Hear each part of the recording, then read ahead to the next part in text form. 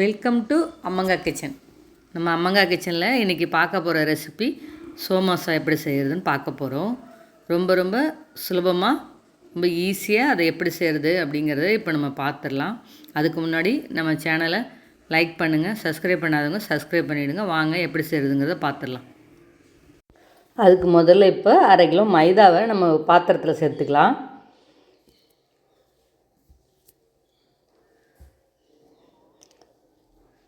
இந்த மைதா கூடவே 2 ஸ்பூன் அளவுக்கு ரவை சேர்த்துக்கலாம்.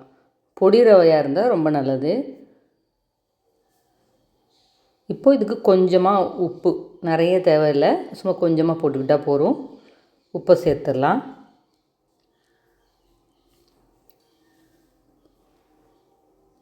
இதுக்கப்புறமா எண்ணெய் நான் ஒரு 1/4 கப் அளவுக்கு சேர்த்துருக்கேன். எண்ணெய் இல்லை நெய் எது வேணால் சேர்த்துக்கோங்க. நல்லா கலந்து விட்டுடலாம்.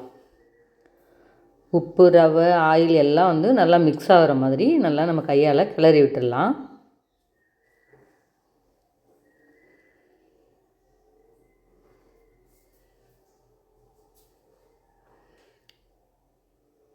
நல்லா நம்ம கலந்துட்டு கையால் பிடிக்க வர்ற அளவுக்கு வரணும். அந்த மாதிரி நல்லா கலந்து விட்டுடலாம். பாருங்கள், இந்த மாதிரி பிடிச்ச வந்ததுன்னா கரெக்டாக இருக்கும். அதுக்கப்புறம் நம்ம தண்ணி கொஞ்சம் கொஞ்சமாக சேர்த்து பிசைஞ்சு எடுத்துக்கலாம்.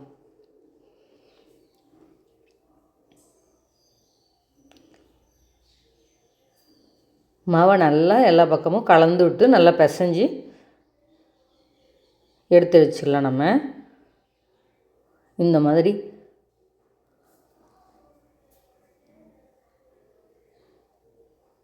அவ்வளோதான். இதே மாதிரி நம்ம நல்லா கலந்து பிசைஞ்சு எடுத்து ஊற வச்சிடலாம். அப்படியே ஒரு 1/2 மணி நேரம் ஊறட்டும். அதுக்குள்ளே நம்ம தேங்காயெல்லாம் 2 தேங்காவை நல்லா துருவி எடுத்து வச்சுருக்கோம், சில்லுலாம் இல்லாமல். அதை இப்போ வறுத்து எடுத்துக்கலாம்.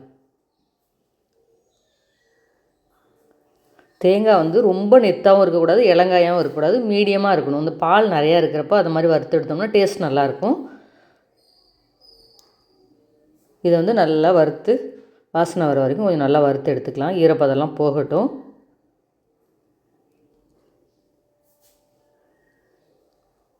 பாருங்கள், நல்லா வறுபட்டுடுச்சு.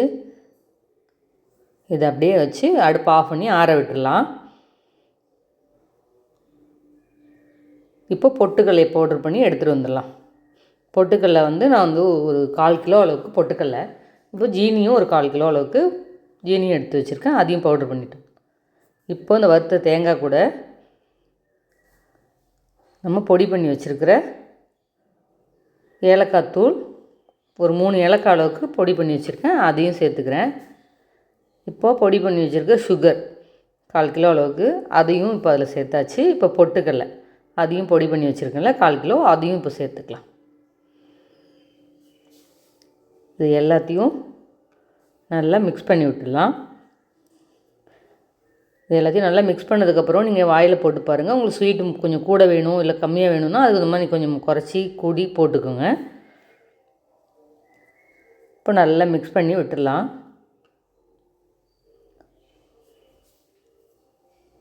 அவ்வளோதான். இதில் சில பேர் கசகசா சேர்ப்பாங்க வறுத்துட்டு, இல்லாட்டினா ரவா கூட கொஞ்சம் வறுத்துட்டு சேர்ப்பாங்க. நான் அது இதெல்லாம் எதுவுமே சேர்க்கல.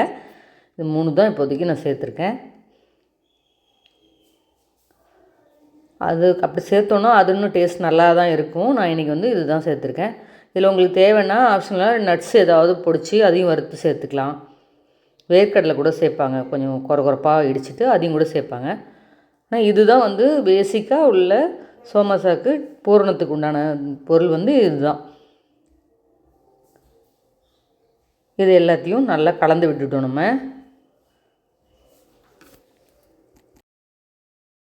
இப்போ மாவு நல்லா 1/2 மணி நேரத்துக்கு மேலே நல்லா ஊறிடுச்சு. இப்போ இந்த மாவை எடுத்து நம்ம நல்லா இந்த மாதிரி மேடையில் போட்டு நல்லா அழுத்தி உருட்டி நல்லா தேய்ச்சி எடுத்தோன்னா நல்லா மாவு இன்னும் சாஃப்டாக ஆகிடும். இந்த மாதிரி 2 கையாலையும் இந்த மாதிரி தேய்ச்சி எடுங்க. மாவு ரொம்ப ரொம்ப சாஃப்டாக மாறிடும். இதே மாதிரி பாருங்கள், மாவு நல்லா தேய்ச்சி எடுத்ததுக்கப்புறம் மாவு ரொம்ப நல்லா சாஃப்டாக மாறிடுச்சு. அவ்வளோதான், மாவு ரெடி ஆகிடுச்சு. பாருங்கள், அழுத்தினா எந்த அளவுக்கு ஒரு சாஃப்டாக தெரியுதா? அவ்வளோதான். இதை அப்படியே எடுத்து வச்சுட்டு நம்ம மாவை அப்படியே உருண்டை பிடிக்க ஆரம்பிச்சிடலாம். ரொம்ப ரொம்ப சாஃப்டாக இருக்குது மாவு. இதை நம்ம வந்து ஒரே சைஸில் உருண்டை பிடிச்சி எடுத்து வச்சிடலாம்.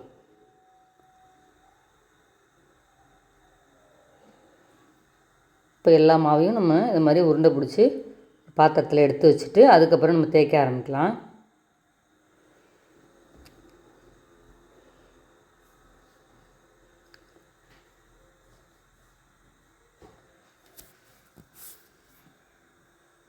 இப்போது அதுலேருந்து ஒரு மாவு உருண்டை எடுத்து இது மாதிரி வச்சுட்டு நம்ம பூரிக்கட்டையால் நல்லா மெல்லிஸாக தேய்ச்சி எடுத்துடலாம். எவ்வளோ முடியுமோ அந்த அளவுக்கு நல்ல மெல்லிஸாக தேய்ச்சி எடுத்துடலாம். அது நம்ம மாவு எந்த அளவுக்கு நல்லா பிசைஞ்சு எடுக்கிறோமோ அந்த அளவுக்கு நமக்கு வந்து மாவு வந்து பிசுறாமல் அழகாக தேய்ச்சி எடுக்க முடியும்.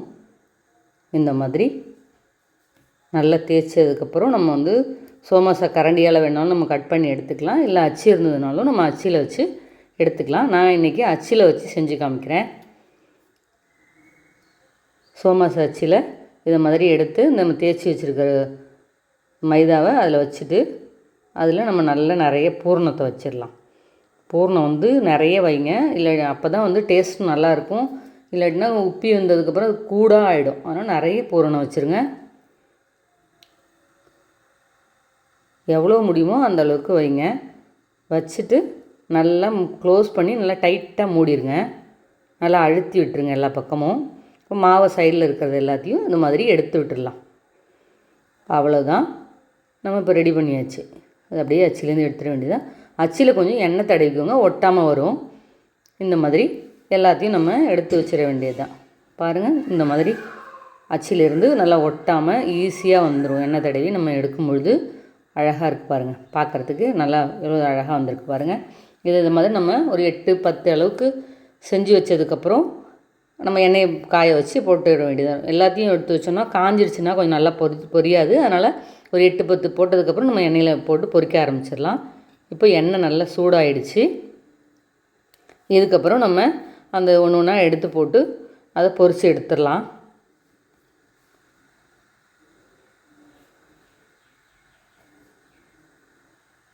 எண்ணெய் நல்லா சூடு இருந்ததுக்கப்புறம் போடுங்க.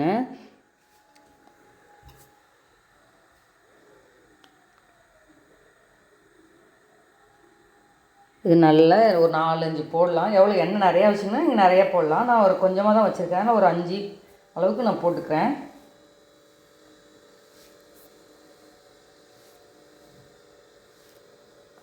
அவ்வளோதான், அது பாட்டுக்கு பொரிய ஆரம்பிக்கட்டும். நல்லா வேகிற வரைக்கும் எண்ணெயை அப்படியே கொஞ்சம் கொஞ்சமாக எடுத்து மேலாக அப்படி மேலே தெளித்து விட்டிங்கன்னா நல்லா உப்பி வெந்து வந்துட்டுருக்கும். மேலே மேலே அப்படியே பூரிக்கு தெளிப்போம்ல, அது மாதிரி தெளித்து விடுங்க. 2 பக்கமும் வேகட்டும். முதல்ல ஒரு பக்கம் நல்லா வெந்ததுக்கப்புறம் திருப்பி விட்டுடலாம். இந்த மாதிரி நல்லா வெந்ததுக்கப்புறம் நம்ம திருப்பி விட்டுடலாம். பாருங்கள், இப்போது இது வெந்துருச்சு. ஒரு பக்கத்துக்கு வெந்துருச்சு. அதை அப்படியே திருப்பி விட்டு இன்னொரு சைடும் நம்ம வேக வச்சு எடுத்துக்கலாம்.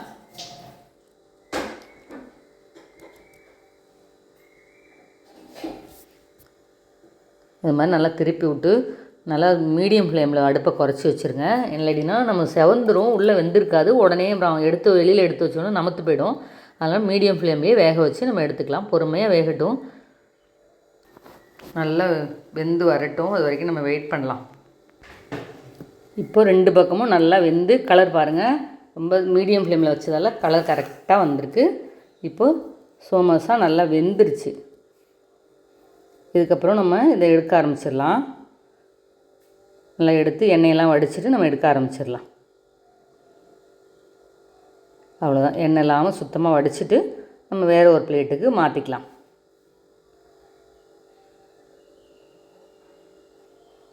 ரொம்ப குயிக்காக இது ரெடி பண்ணிடலாம். அது ரொம்ப கஷ்டம்னு நினைக்க வேண்டாம்.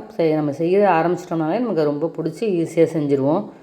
பாருங்கள், நல்லா கலர்ஃபுல்லாக மொறு மொறுன்னு ரெடி ஆகிடுச்சு. அவ்வளோதாங்க, ரொம்ப ஈஸியாக ஒரு 1/2 கிலோ மாவில் நான் ஒரு 30 பீஸ் அளவுக்கு வந்திருக்கு. ரொம்ப சூப்பரான சோமாசா ரெடி ஆகிடுச்சு. இதே மாதிரி நீங்களும் உங்கள் வீட்டில் செஞ்சு பார்த்துட்டு எப்படி இருக்குன்னு கமெண்ட்டில் சொல்லுங்கள். அம்மாங்கா கிச்சனை லைக் பண்ணுங்கள், ஷேர் பண்ணுங்கள், சப்ஸ்கிரைப் பண்ணுங்கள். நன்றி, வணக்கம்.